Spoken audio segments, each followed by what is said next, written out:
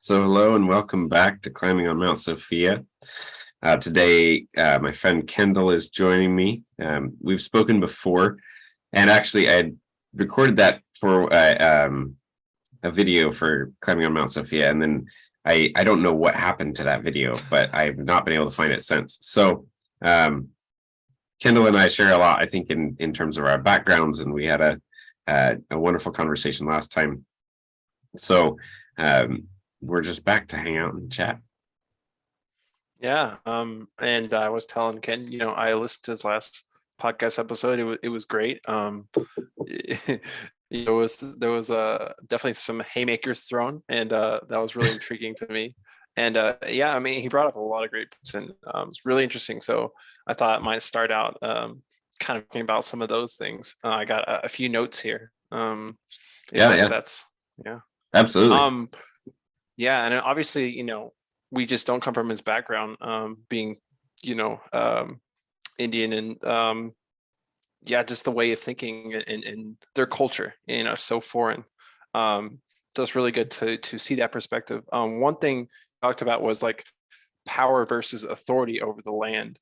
Was really interesting, and I really loved how y'all reframed, like, a lot of times when talking about these things, people it's just about like a power, changing power, but like that doesn't actually like really do anything or solve anything, and there's issues within that. So then he kind of went into authority over the land, which I thought was really interesting, and being grateful, thankful, and how the Indians felt like they haven't been thanked, and that's really, really hard. Obviously we've done a lot of wrongs to them, and so this seems like the least we could do in a way. Mm-hmm. Yeah. I don't know that I had heard that before. I've kind of thought a little bit about the distinction between authority and power, but not a lot. What I said, I think there what came up for me in it with prestige versus dominance hierarchy type of influence, I guess maybe it would be the way I would think about it. And so, and I don't know. I mean, so that's one half. I can see definitely a distinction to be made between authority and power in terms of definitely how they come across, right? Right. And then the claim about having authority over the land. I don't know. I mean, I would have to unpack that, because I don't think he would even be claiming, like, they don't claim ownership of the land, I don't think so. Right, because I was like, I actually gave you half of my thought there. Yeah, okay. Just trying to, honor that and see the positive side of that. But obviously, like, Indians, as far as what I've read and what I understand, maybe there was some that were like not nomads, and they stay one spot, and they kind of maybe saw it from a more European, like, this is my land. I'm not sure if that's even accurate, but I know a lot of them were more nomadic and didn't really see the land as something to be owned, and so that way of thinking wasn't even a thing. So it's like, we're grateful to Mother Earth, to co-inhabit this place and use her resources and treat her with respect, but not like anybody owns that. And like, how can anybody claim authority over that? So that's kind of my second part of my thought on that. Here's an interesting thing, though, to then actually support his point would be that one of the distinctions between power and authority that I can think of just offhand might be the way in which the fuel for it is garnered, something like that. And authority, to me, the person who has authority over something is the person who cares for it properly. Okay, right? So like, it's like a respect thing. Like, yeah, so maybe that's almost what he means, is like, no, like, we had the proper relationship with the land. That doesn't mean like we own it. That doesn't mean we're like in charge of it. It's like, okay, we should be the guys saying how it works because we know it, versus power, which is, it obtains its fuel through dominance. So that might be an interesting. I hadn't thought about it that way, but that's an interesting. I don't know if that's what he means. I wanted to ask more about that, but I'm trying I to, know that you ran out of time. well, yeah, and I'm trying to like, part of what I'm doing in that conversation and what I'm hoping to do more with Mark is he seems to be the first person who's really talking much in that space that I've come across who seems to be willing to actually go to a deep enough level that even creates the possibility in my mind that where we all might find equal footing, because like that's it, like that's what I feel from him. And he's on just in terms of if there is an opposite side of the aisle, which I think is only true up to a certain level. He's on the other side of it than I am, just by the fact of where we were born. And so I don't know. I hope to be able to go there with him, but I also am. I'm trying to. So there were a lot of places in that conversation where I wanted to like pick up on something, Right. but I ultimately was like, okay, I need to find like the bottom. And for me right now, that seems like it's how we talk about and believe, interact with the notion of forgiveness. Right.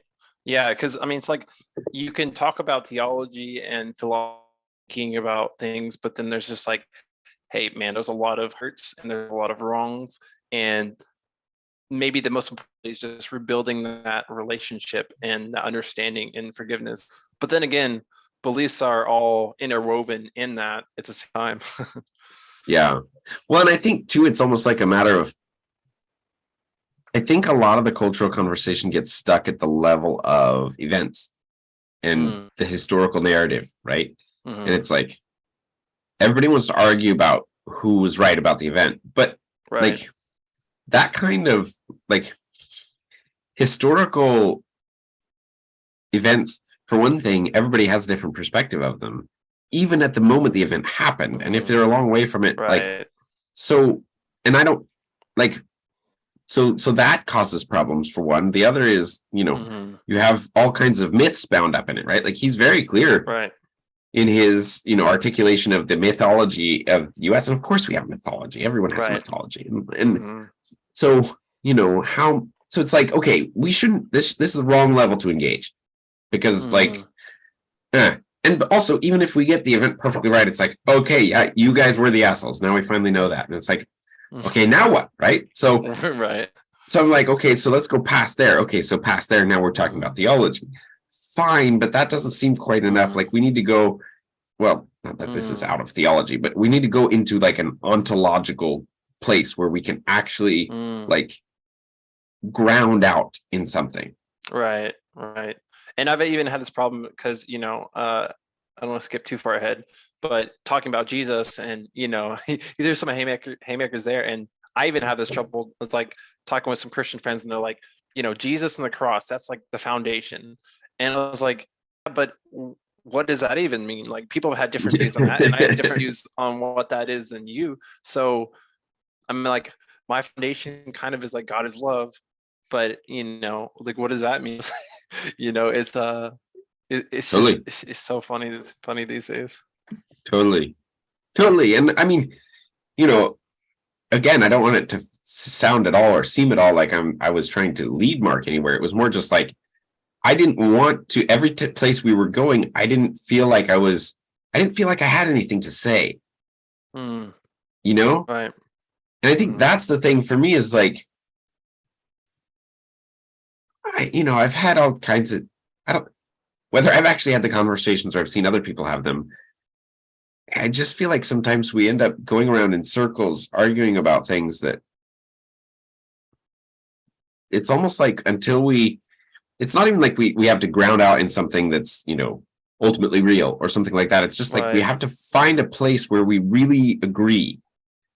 Right. Like if we can find a place where we can like anchor the language that we're going to use to talk about whatever thing it is we're talking about, like then we can actually go somewhere. But we have to both feel like this is a firm thing to stand on, that this is what this means and this is how this grounds us out in whatever we are in relationship to that.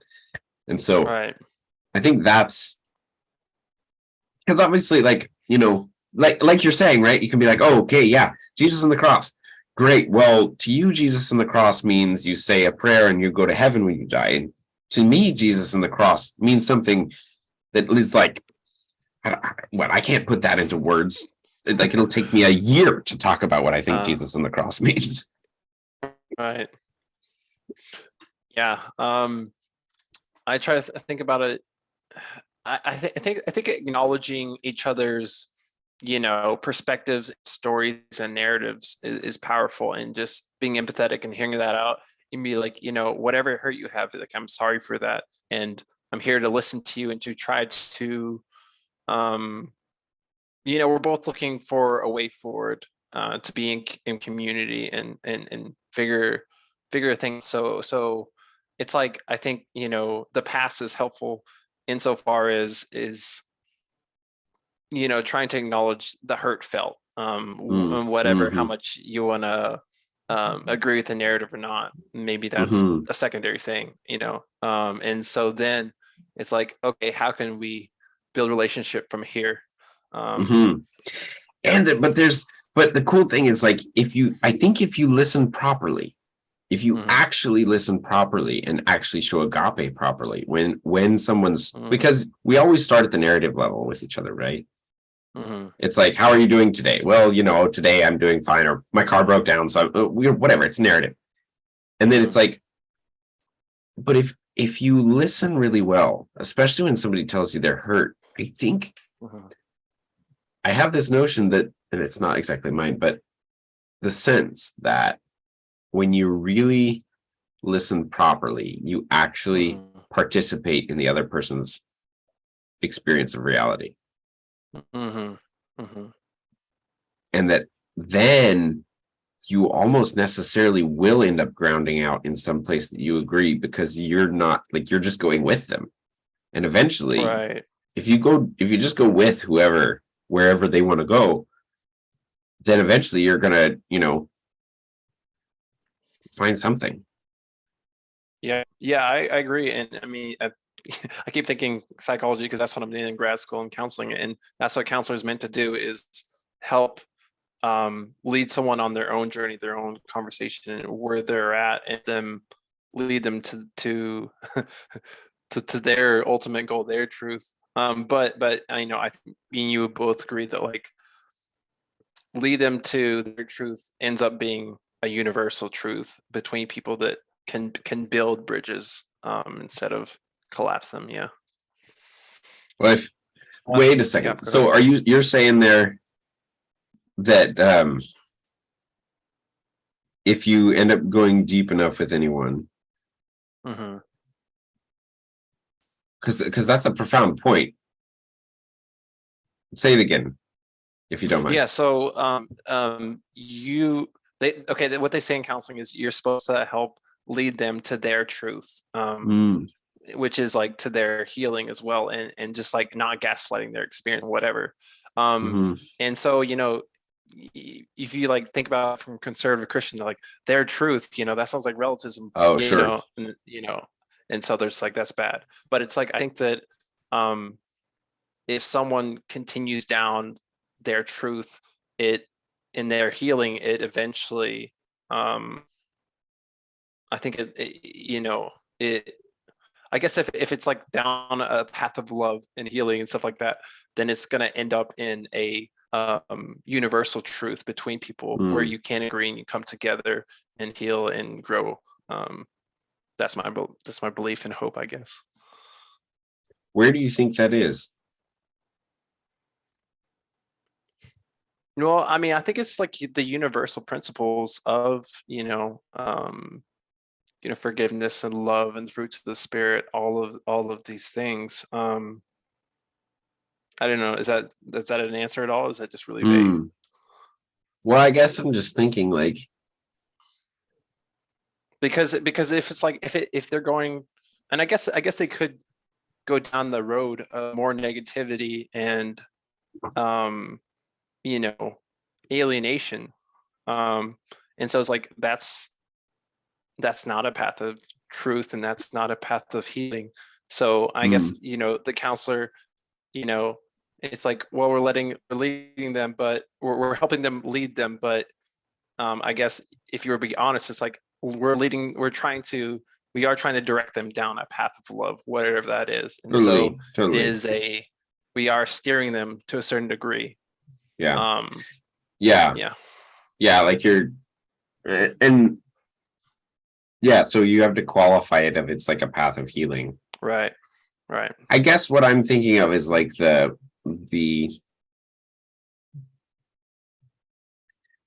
It seems to me that if you could follow that path far enough, no matter where you started Hmm. and what you had to go through, you would ultimately Hmm. end up at the place where, and maybe this is what you mean, but a place where you get to a sort of non-duality.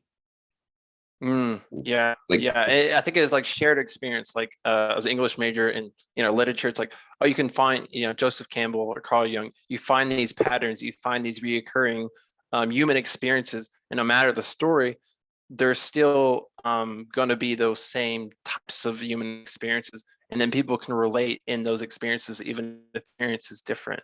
There's still a mm, oneness within all of that. mm, gotcha. All right, sorry, I took us off there on a side tangent. No, that was What were that was, you? that was great. I mean, I guess I did have a couple more notes, and I like getting more into what I think he was talking about, like suffering versus Christian empire. And Mm, I've heard a lot of Christians and deconstructing Christians talk about decolonizing your faith. And I honestly I'm more, I don't know, more on the theological and like mystical and like spiritual than like the social justice. And so I just haven't really gone deep in that. But I felt like he kind of explained some of that, and I was like, oh, that's really good. Like I see how the Old Testament God and the Israelites, how that's been used to justify atrocities and Christian empire establishing in the U.S. So that was really interesting. yeah, Did you yeah. What do you think about that? I it's man, it is such a my because gosh, I'm having a hard time even starting to talk about this because it's like I almost can't talk about it with just talking about my relationship towards the church as an institution as such. Hmm. And that is such a complicated thing for me because on one hand, I'm so deeply grateful for Right, right. the what has been preserved Hmm. and what has like what virtue has come through and out of the church, which I think like it, I don't think secular people understand when they critique religion and the church that they don't have something else they can compare it Hmm. to.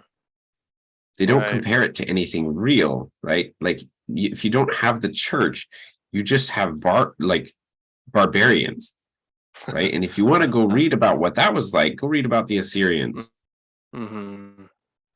right? Like Mm. go read about the Babylonians, go read about what that looked like. Like, Right. sure, terrible things happened in the name of the church, Hmm. but Yeah. terrible things also didn't happen in the name of the church.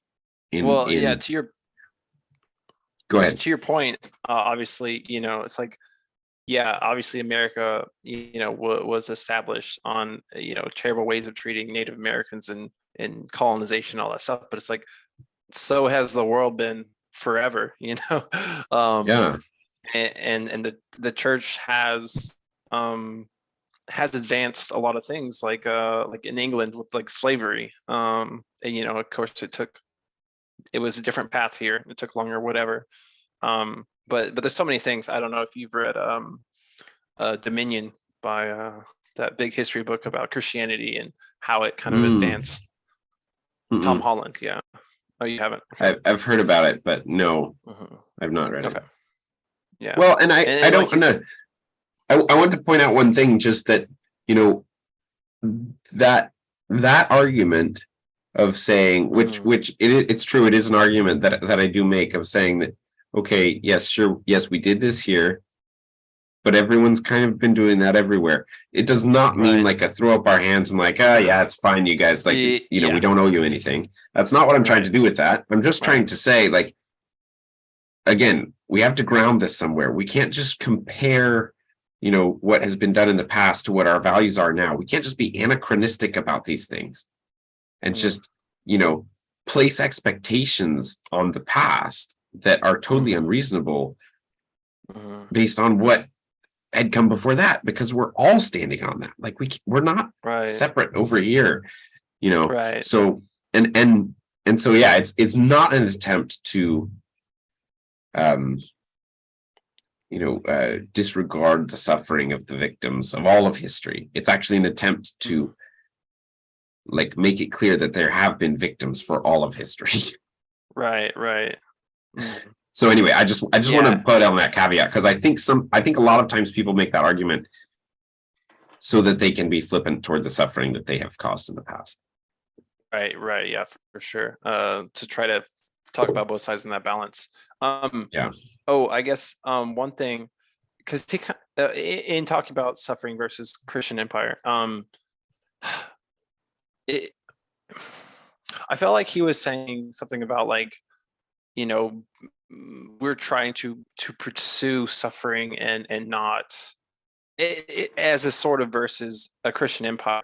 And I guess what I got from that is kind of like Christian nationalism. It's like we want the nation to be Christian. We want it to thrive with these values. We think that are Christian and that will help.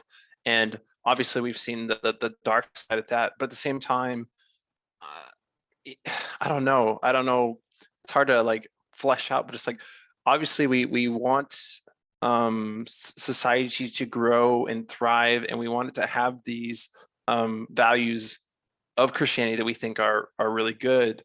And are we supposed to, you know, just be like, I don't know, just I'm gonna go pursue the martyr lifestyle, the suffering, lay myself in the street kind of.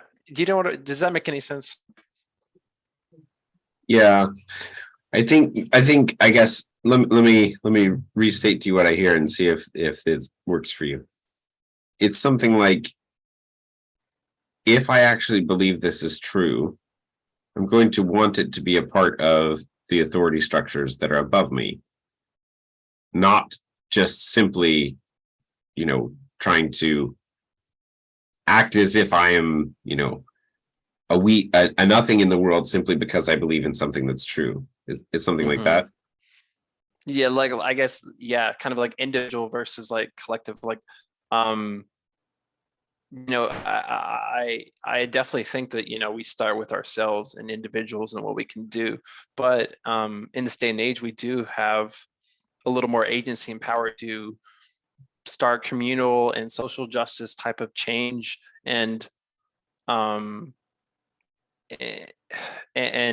you know, I do think that the goal is to continue to move society morally, which will affect everything else in society in a positive way, to make change.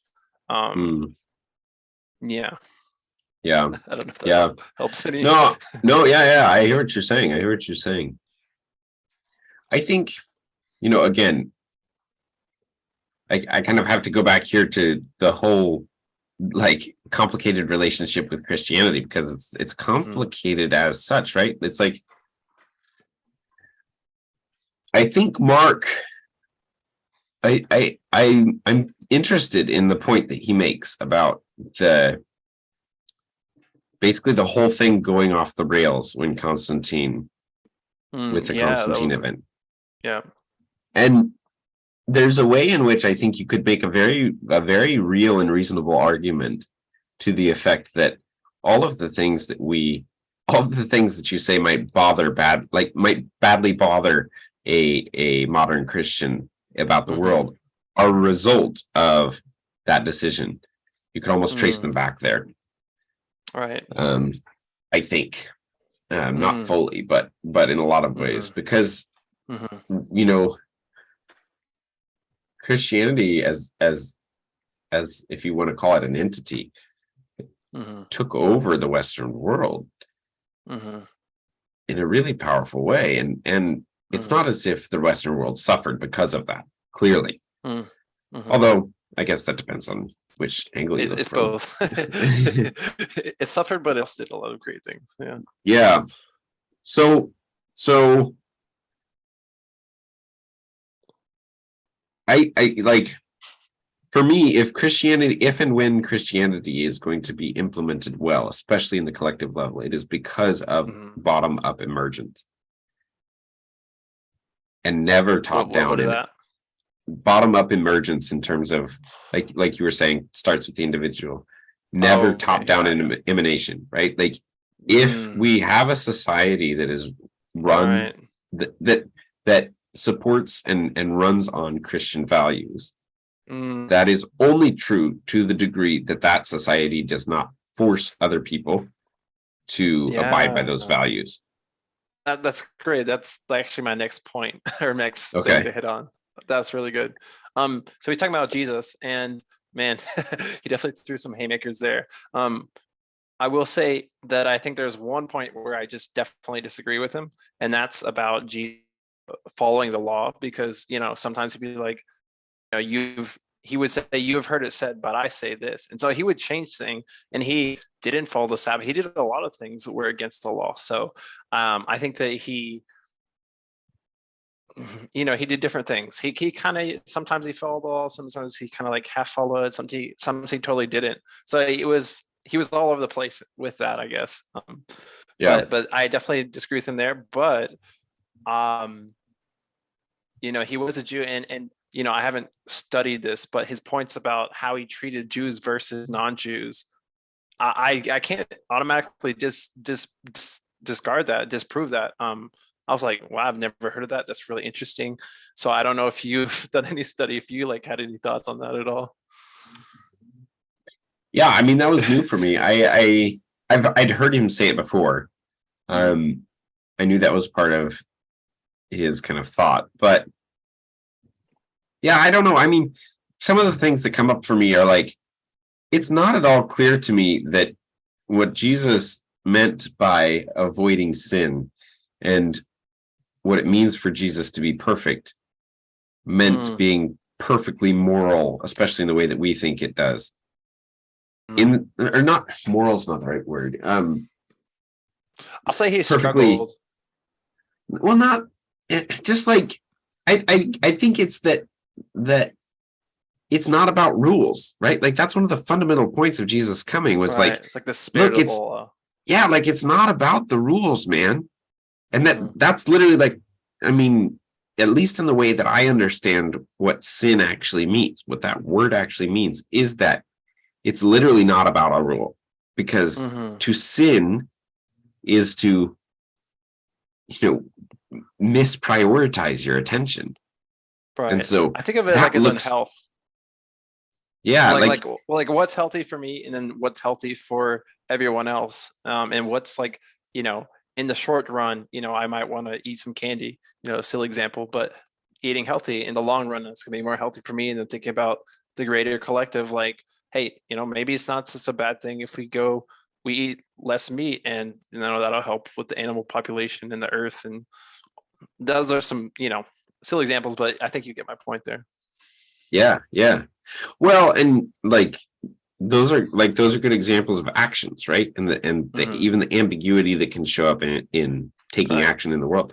But you could go way upstream of that. Like, I think where the sin actually happens, that sin as such happens, is it's in the prioritization of my attention. It's way upstream of action, or at least action in the way that we think of it as being movement in the material world. It has to do with an action of the will, right? And a directionality of the attention. And it's not even that it's like choosing the wrong thing. It's like just not choosing the best thing. Like, that's how ubiquitous sin is, right? Like, when the Bible talks about sin, it always talks about it as just being pervasive. And it's like, okay, okay, so anyway, to go all the way back to that, like, does that story bring into question for me whether Jesus was perfect or any of those kinds of things? Not really. I think it's interesting. I've always that story. Now I've thought about that story for a while, because that story, any of the stories that are anomalies in Jesus's life, are so Right. interesting to me. So yeah, I guess that's kind of where I think about. I go down the route of, well, what is sin, and then it's like, okay, like, I mean, does that mean Jesus was perfect? Wasn't perfect? I don't think I could support that. But at the same time, like,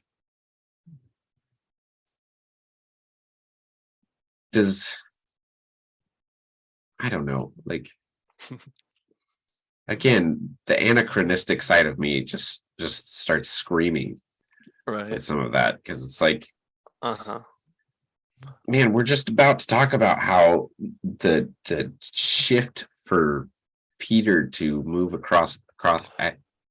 ethnic boundaries,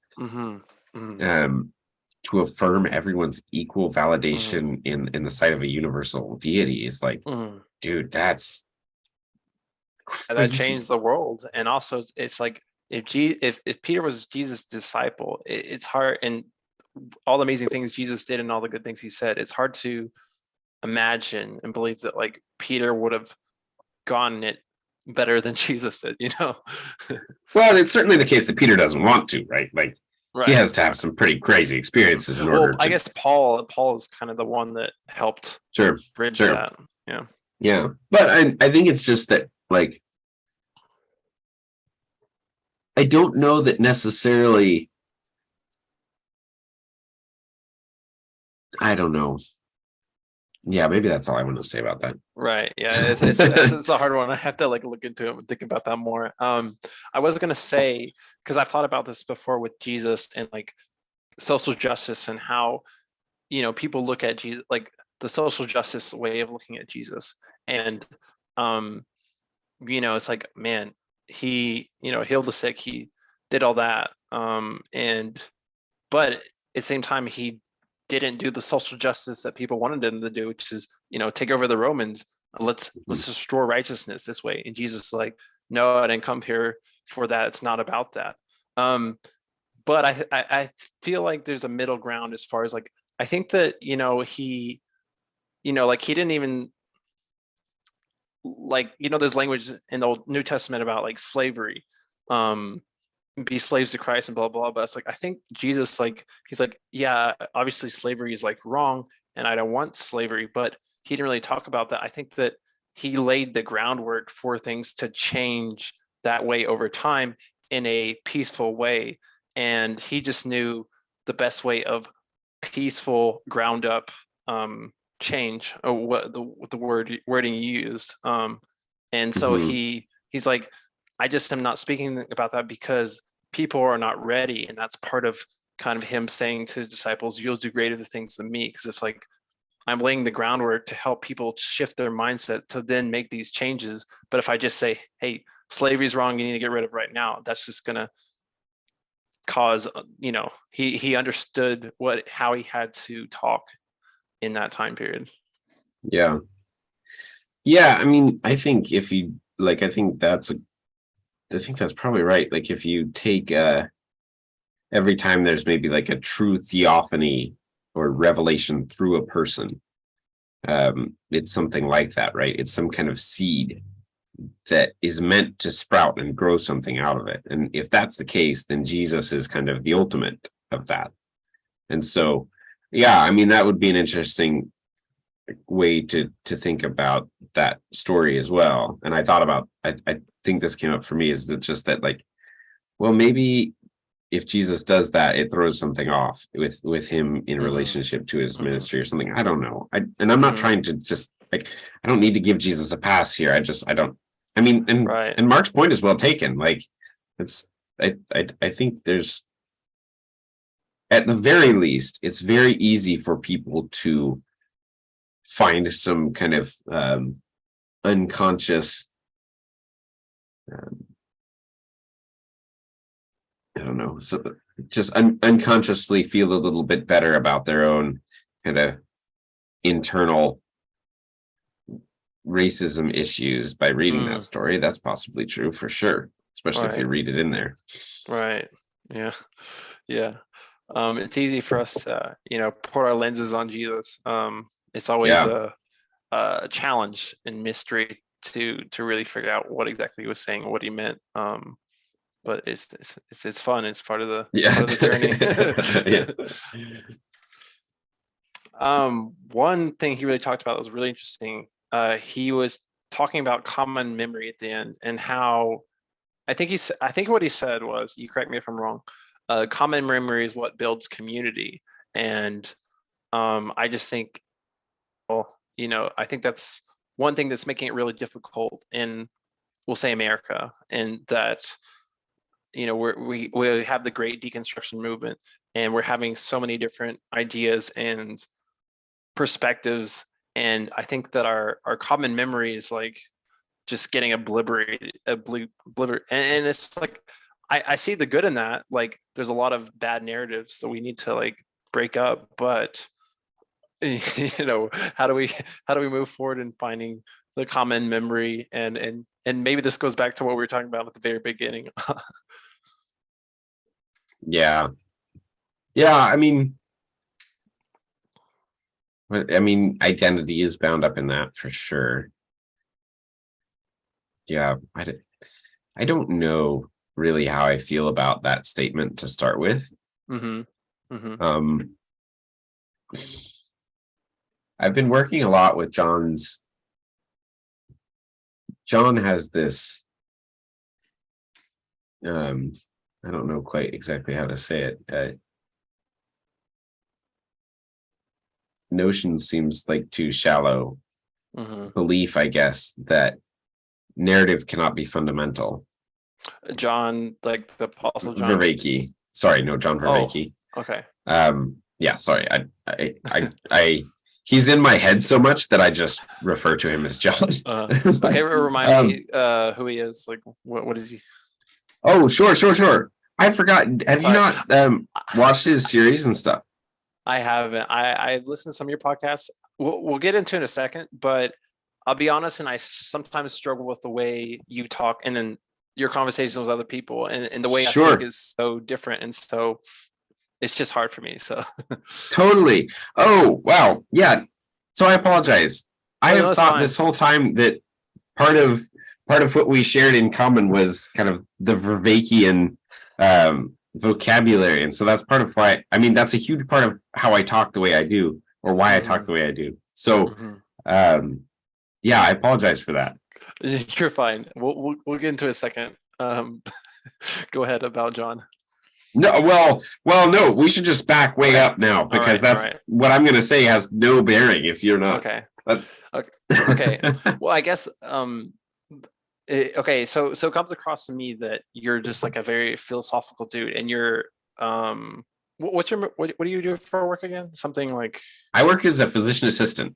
Physician, yeah. See, yeah. So okay, you correct me if I'm wrong, whatever. But just as a philosophical, more male kind of way of thinking and talking, and like I think of it like as a top-down thinking, like this leads to this. It's like philosophy to me is like a mathematical equation for words. Where me, I'm like stories, relational. I'm like a horizontal thinker, like, oh, this relates to this, relates to this. And I really appreciate people that are top down, because they help me get more nuanced and deep into something. But to me, it's like you have these phrases, and I've encountered this with other guys that are more philosophical minded and probably read a lot more philosophy than I have. I struggle to read very much. But they have like shorthand phrases which have whole philosophy behind it. And I'm like, oh, I have no idea what you're talking about. And I'm having to like try to catch up fast pace. And I'm like, okay, wait, what did you mean by that? I'm like, oh, okay, I see what you're saying. I can get the principle of it, but I don't know the background and the whole history behind all that. Yeah. So, I mean, like, man. Yeah. So again, like, I apologize, because that's something that's worth, I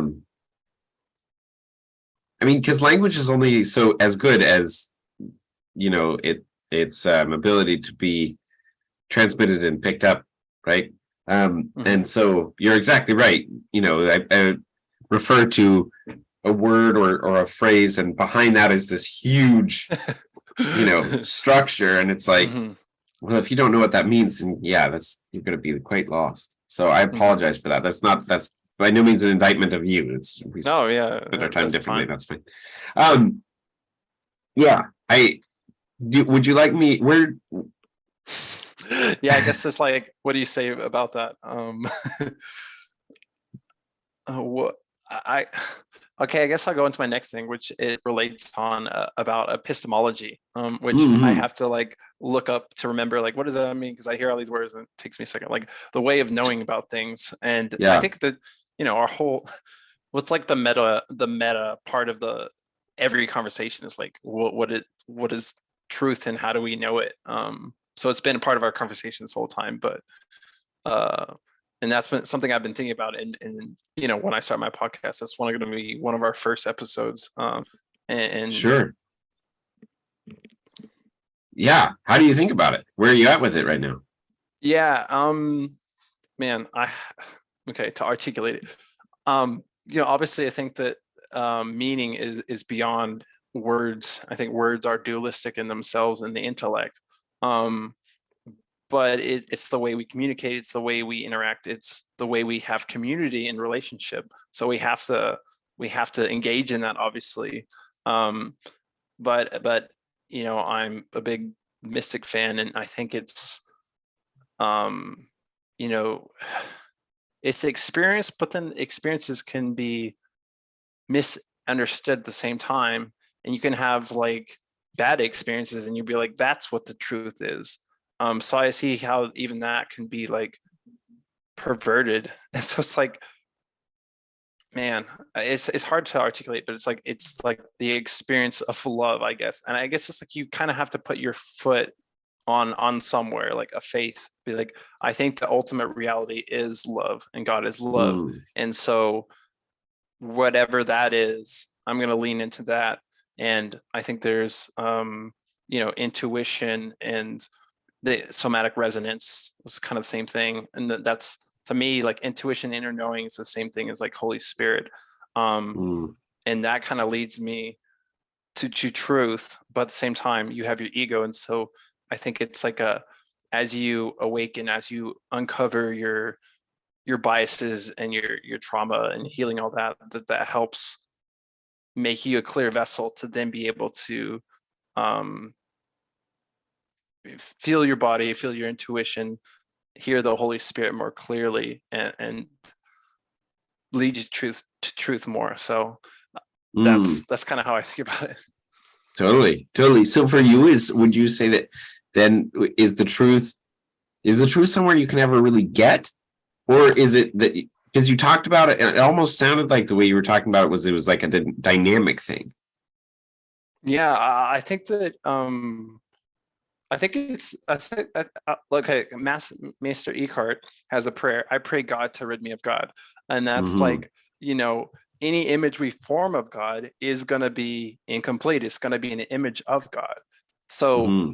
but I think it is our duty to continue to pursue an image of God, but just know that it's never the end. We can find truth, we can find love, but it's never ending. And so there's always more to it. And so we can't reach the end of it, but we can reach more of it and have a better understanding of it over time. Mm, mm. So for you, it sounds like truth involves like a a never-ending pursuit of whatever you take to be God, Right. with the knowledge that whatever you take to be God is not God. Yeah. Yeah. Well, it's like a part, like it's a part of God, but it's not the whole of God. Yeah, yeah. And it's probably not the most pure understanding of God too. We're always going to have some distortion, Mm, mm. because having not seeing the whole picture of God is going to cause a distortion because we're not seeing the whole. Sure. Why is that? like it's have you heard like, I think it's a parable of like of the elephant and the mouse or whatever. It's like Hmm. there's like different mice and they like see different parts of the elephant. They're like, an elephant is a tail, or an elephant is just like hard, scales or whatever. And it's like, and none of them are seeing the whole elephant, so they can't say, oh, this is an elephant, and they don't even have. It's not even. It's like an ant trying to be like, what is a human? What is houses? What is a country? It's like there's no way they're gonna be able to see that. They can crawl over humans. They can crawl over a house, and they can be like, oh, I'm slowly getting the picture of this, but there's always more to it. And I think that we're even seeing this in science. It's like, oh man, we're at quantum physics. Like we thought that if we go smaller, things would get simpler, but it's just even more complexity. And our tools can't even hardly measure this anymore. So we're like reaching that. And I think hopefully we can figure out tools to measure things more and keep growing in that. But it's like there's always more, Yeah, yeah, yeah. So you're it's like you're stuck in the infinite space. Hmm. So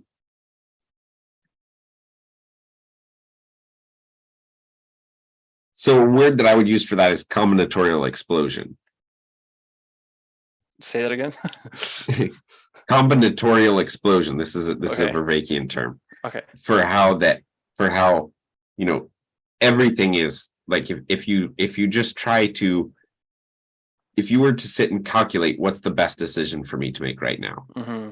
Well, even the number of decisions available to me in this moment is just like if I sit here and my brain starts trying to run all the options, I will sit here for all of eternity. Right, right. So yeah. I mean, yeah, I mean that's pretty much I think I would might talk about it in a different way, but that's very much how I look at epistemology. Hmm. I think I guess you go ahead. Yeah. No, go ahead. You're good. No, I want to let you finish. No, I was going to start off on a different thing. Go ahead. I guess the question I have is like, because I mean, there's people, there's very, you could say simple people in their thinking and intellectualizing things, but it seems like they have a pretty good grasp of love. So I think that I guess it's a balance. I think that, depending on your gifting, I do think it is a worthy goal to pursue theology and pursue theology and to try to articulate that. But, I think that even that can be an escape and, rather than just, be in the present, be love, enact that, feel that, and, yeah, just have that balance somehow. Yeah, totally. Like that's that is by far the most difficult thing for me with this whole thing is like I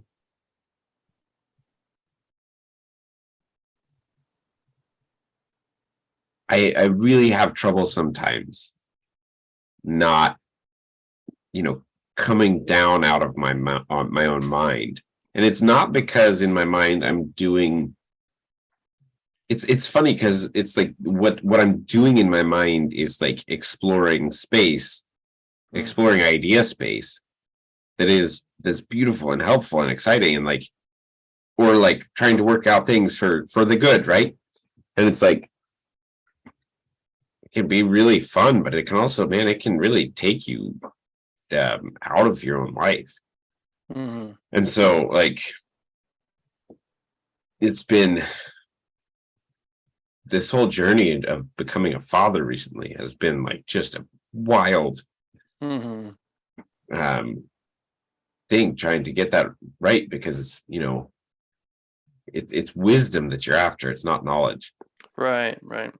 And that's the thing that so many of us have gotten confused for so long that we've really lost our way into, because I think what you're talking about is something much closer to wisdom, like rightly understood, I think. Because in some sense there's so many different ways to look at the idea of wisdom, but like for me what wisdom is the ability to properly love in every moment. Yeah. Yeah, because I'm like, you can have all this knowledge, and I've really, this last year gone down the spiritual path and like reading a whole bunch of stuff, and it's just like, man, I can sit here and I can build up my weapon, my arsenal, and just start throwing darts at Christianity in my in my unhealed bitterness and whatever. And I had to really work on all that. But it's like, just like, look, we were talking about Jesus earlier, like what is actually going to be useful and helpful in a loving way that's going to enact change, rather than just barbs of knowledge that like I know and you don't know, and it just becomes a ego battle. Yeah, and that's the danger. I mean, look, even the beginning of this conversation is a good example of that. It's like, for whatever reason, I had taken it for granted that you had a background in a specific language set that is more complex than what you had, and as a result, like it wasn't what it could be, and so it's like, okay, well,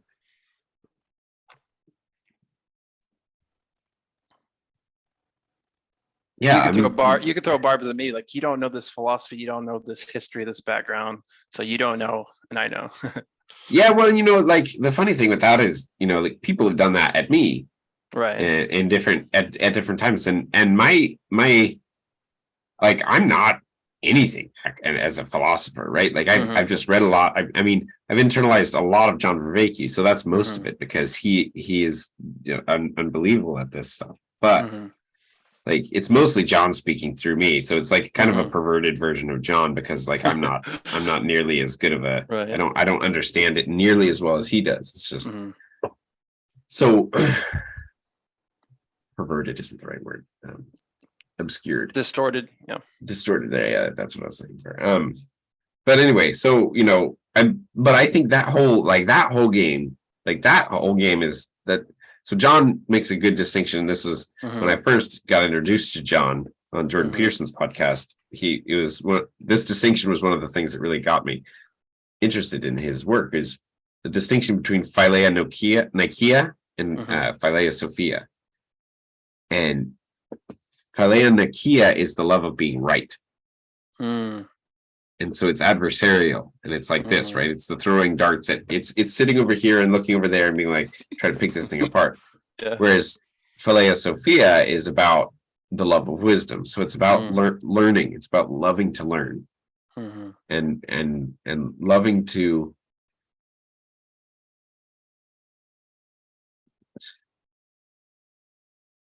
Yeah. It's yeah. Yeah, that's great. You said earlier you were on to a different thought. Did you want to pick up on that? I don't know. That's gone now. I don't know. Sorry. So were there any parts of that, those thoughts you had about Mark and I's conversation that you wanted to go back to? I think that I said something that just didn't make any sense at all. Well, if it did, I don't even know where to start. Yeah, fair enough. There's a couple of times, and I don't know if I was reading into this, but I felt like he was kind of scrunching his brow a couple of times. Yeah, and that's probably the case, and that's the case for me in that conversation too. Is like I have to be a little bit careful, just because he's speaking a different language from that we're not used to, and so it's like, oh wow, we have to pick up where he's coming from. Yeah, exactly. And like I said, like my goal really in that conversation was, and I hope going forward too, is like I want to experience as much of his journey and what he represents of their collective journey. I want to actually experience it. Like I want to be able to see through those eyes, so that the next time, whenever I have conversations around this issue, or just even in everything, my own self relating to this issue, I want to be able to see through those eyes, so that it can become more whole, so that maybe I can forgive it. Maybe that's how it works. Yeah. And I think too, good. No. Just on another level, another perspective, kind of back to the mice and the elephant. I think that, everybody is created in the image of God, and we all represent a little part of him. So talking to someone else, I can really pick up a piece of who God is, the body of Christ, and get a better picture of who he is just by interaction with others, and what wisdom they can share from their experience. So we all can learn from each other. You know who Ram Dass was? Yeah. Mm-hmm. Yeah. So Ram Dass had one of the things I heard him say one time. He was talking about television. Somebody had asked him about television, and was it good? Was it bad? How to work with it? And this was like back in the 80s or something. Mm-hmm. And he said, I think television's a great thing because it allows us all to work through our karma much more quickly. And I thought that's an interesting way to think about television, because one of the ways I approach my own life now is to treat everything as being real. Everything, including internally, so when I am having an argument with someone in my head, I think I'm actually having an argument with them, right? In the sense that my posture towards that actually is going to be constitutive of the reality in which I live. And this goes back to some of the things that Jesus talks about in terms of judge not that you be not judged, and to whom something about I'm not the verses aren't coming to me right now, but there's references to the notion that the amount to which you will be forgiven will be how much you forgive. And there's this way in which everything about my relationship to reality is predicated on my relationship or the posture that I hold toward everything I know internally. And so if I have properly forgiven everything that I know internally, then my individual posture toward reality can maybe become wise in the way that I defined it earlier. Maybe to put a little tangible example on that, going back to psychology examples, I was practicing for someone for a long time, and trying to be like a counselor role for them. And I guess two examples. They would go on long tangents, and me, as you probably can even tell from this conversation, I have a really hard time not interrupting people.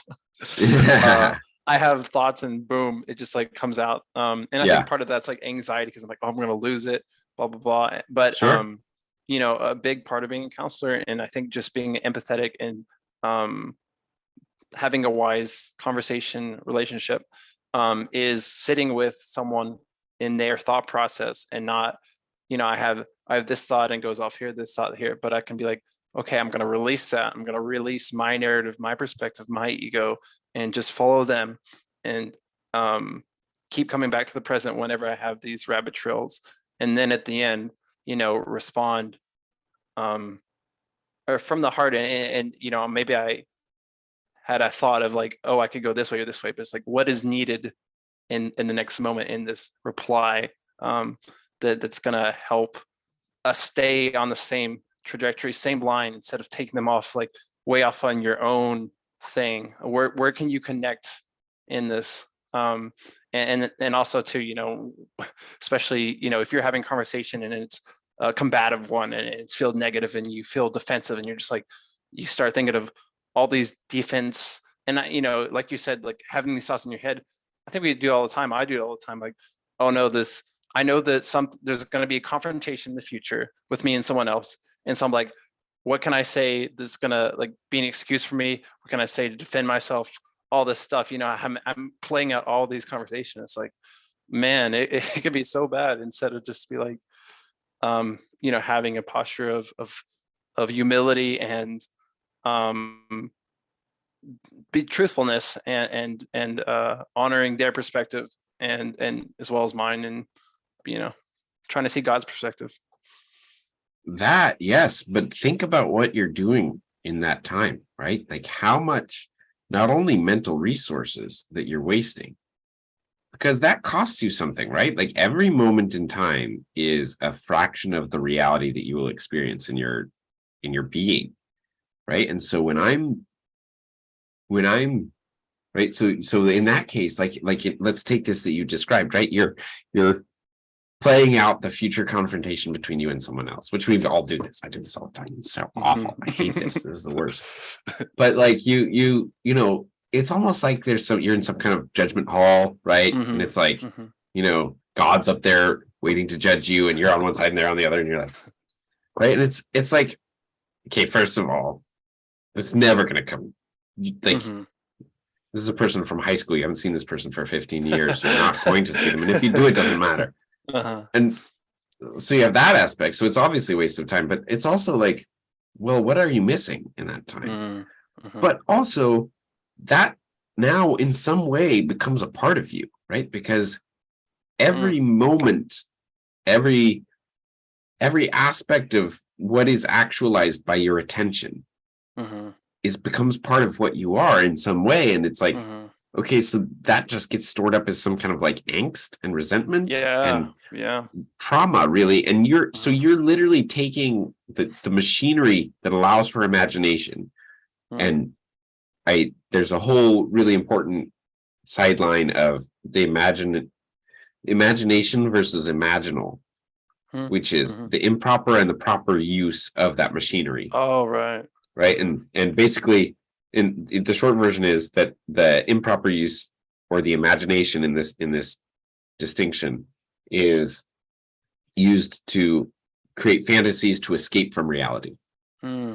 Whereas the imaginal or the proper use of this is to create the felt sense of another perspective that can actually more deeply embed you into reality and afford opening. So basically you're taking that machinery and you're not only using it as an imagination, you're using it as a negative imagination, which actualizes a negative reality that's totally false. Yeah, because a lot of times I'll find, oh, this confrontation wasn't what as I thought it wasn't as bad, or it didn't even happen, whatever, and I'm imagining something that's more negative, and I'm creating all this angst inside of me that never even materializes. Yep, and now you have a more negative view of that person, even though they've probably not they've done nothing to make you more. Yeah, and man, like we do this collectively, like we do it in our media about. It's crazy. Like we hype ourselves up on these things. So yeah, that's really good, man. Ram Dass talking about the TV. I actually wrote an article out in my blog lately. I was thinking about this with the internet in general, and it's like, you know, you can say 1,000 things negative about the internet, but I really like Carl Jung's quote about like, you've got to make the unconscious conscious to shine the light and you know, heal that and integrate that. And so I think of the internet as kind of like the collective brain, like, you know, he was like about the collective unconscious. This is like making that conscious into, you know, the internet. And obviously, you know, there's so many hidden forms of not trueness in it, but it's like we're sharing our internal worlds and ideas to each other, and we're seeing all that. And so some people are like, the world's getting, you know, to a worse place and blah blah blah. It's just like, I think we're shining a light on all the darkness that was already there, but now we see it. So now that we can actually address it and find ways to improve it. So I see it as ultimately like positive in the long run. Yeah.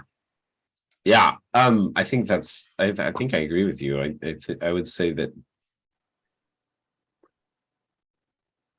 I don't know, the way I experience inner turmoil between, you might say, the versions of myself is kind of like how I see it playing out collectively with the internet, right? Like if I'm actually, when the versions of myself that are dark manifest, which maybe they haven't become actualized in reality, but they exist in there kind of, right? And so is that feels a lot the same. Actually, it feels worse because it's inside me, but it feels a lot the same as the kind of feeling that comes up when I, you know, read a story on the internet or read a comment from somebody or whatever that is super negative. So, you know, it's kind of, yeah. Yeah, I guess there is to balance what I was saying a little bit. It's like what needs what is appropriate to come out. Are you actually just solidifying a negative that maybe was a possibility of just letting that pass, I guess. And that's even a question within psychology and counseling. Like it's like you don't actually want to like traumatize someone by making something a bigger deal or blowing up something into a trauma when it was like a little thing for them and making them think that's bigger. So I guess there's that caution as well. Yeah, I mean, I don't know. I often wonder, because this to me kind of points toward the issue of, I don't know, call it karma, call it cause and effect, call it whatever. And what kind of power forgiveness may or may not have to offset, say, negative instantiations of patterns that, like, do those just have to play out? Or can they be like canceled in some way? Is that like, can forgiveness do that? Like, do you understand what I'm getting at? Yeah, can you expound a little bit on that? So like, say I do some, like, I steal money from somebody, right? And that's kind of sets in motion a whole lot of negative energy, right? Into the pattern of reality. And it's like, okay, well, say the person that I stole the money from truly forgives me, right? And let's say I'm truly repentant. Like, let's make it a good a max example. Do the negative impacts of that energy still have to play out, or is there a mechanism by which they can be like ameliorated? Are we having a conversation about universalism versus hell here? No, but I mean, that's like, well, that's already, I would say that's almost presupposed. Like, I have a hard time, like, I don't even really engage in the universalist versus non-universalist question now, because I think for me, once that question was settled, it made so many other things in Christianity make sense and actually allowed Christianity to totally become something else. Right. And it was so much bigger and grander that it's like, I hardly even approach that question, but I'm happy to talk about it. I'm team universalism too. Yeah, sorry, that just like, when I think about, forgiveness and justice and that kind of thing, that's I guess where I've thought about it in that realm, which, resonates with exactly what we're saying. So does forgiveness kind of, I think that, internally forgiveness obviously like heals, but there's still a physical reality of whatever was done that can't be taken back, I guess you could say. So there's still a cause and effect on that, and there's still an impact, I guess. But I guess it's like the situation you can make good out of it through the forgiveness, and maybe that even creates an understanding or creates an empathic link to the person that did the wrong, and like, oh man, they forgave me. There is a path of redemption for me, and a possibility of me making change. Like, if they can forgive me, then I can also change for the better. And so that resonates into the future and possible future actions that are positive.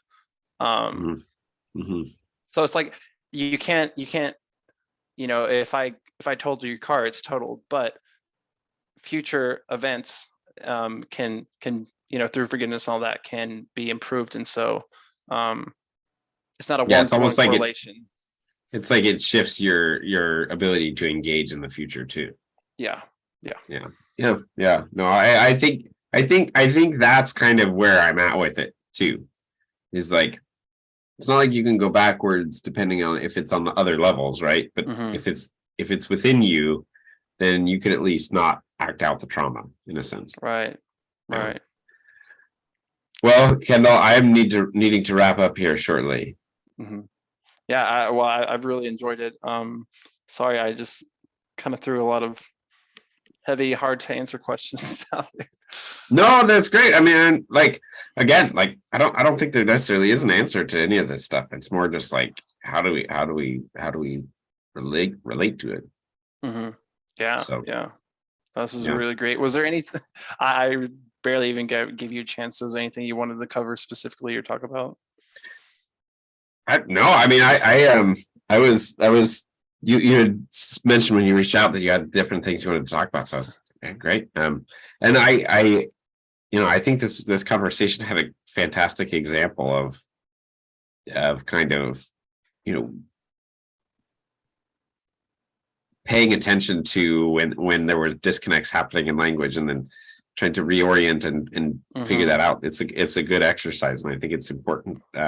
If people watch this video, like it's important to actually see that and Right. try to, because inevitably it happens all the time. And so, trying to move in and through that can be like a difficult thing for all of us. But Yeah. Yeah. I definitely think it was rewarding and helpful, and just helping us communicating with each other and being able to be with each other and work through that helps us flesh out these ideas and these beliefs, and ultimately helps us in our actions. So I really appreciate it.